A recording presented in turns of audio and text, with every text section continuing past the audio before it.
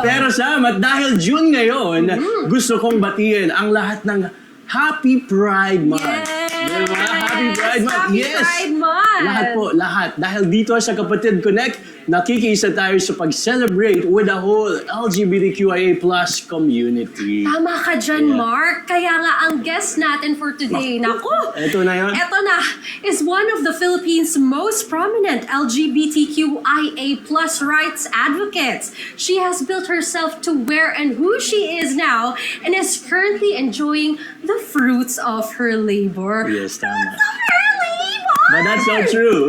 TV host, first transgender woman to win the Best Supporting Actress in the MMFF. Drag Race Philippines judge and TV5's very own Frontline Pilipinas showbiz news anchor. Yes, tama ang narinig nyo, mga kapatid. Let us welcome to Kapatid Connect, Jervy Wrightson! Wow! Grabe! Grabe! Mrs. Wrightson! See you again. Hello mga kapatid! Yes. Happy Pride po! Happy Pride sa Yeah. inyong lahat! Ayan. Thank you very much for having me! Yes, Grabe. sobrang Thank you. ganda! Ay, tapos na! Yun na pala yun. Yun na pala. Grabe! Hello po!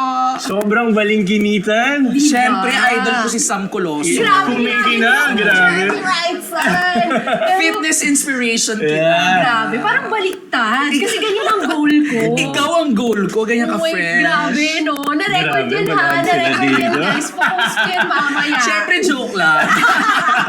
Huwag mo na sabihin yun. Ano, charot. Pero ito na nga.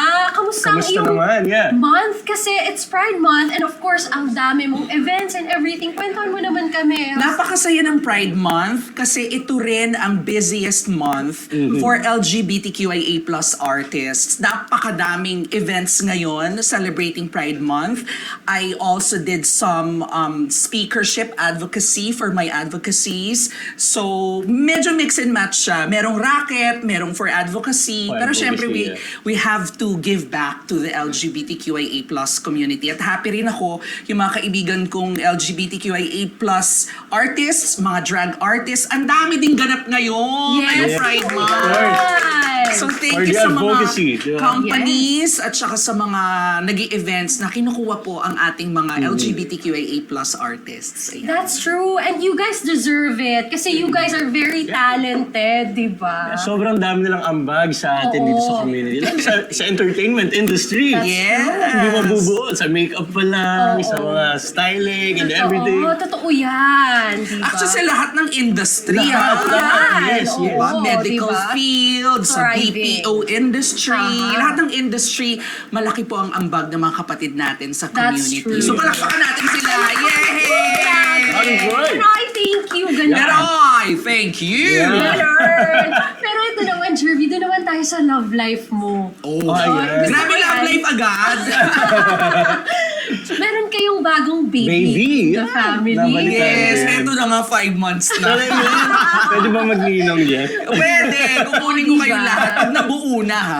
Pag nabuo na. Charot. Hindi, meron kaming pet. I'm a fur parent na 5 months old, 5-month-old na ang aming baby. Si Pony, she's a baby doll Pomeranian. Yan ang pinagkakabisihan namin ng husband ko na si Luke. So, we're so happy to have Pony in the family.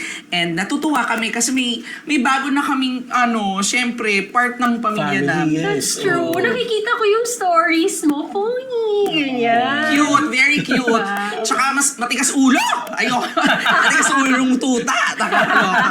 Pero happy naman, happy. Ang cute. Saan mo siya balak i-enroll na school pag ganyan?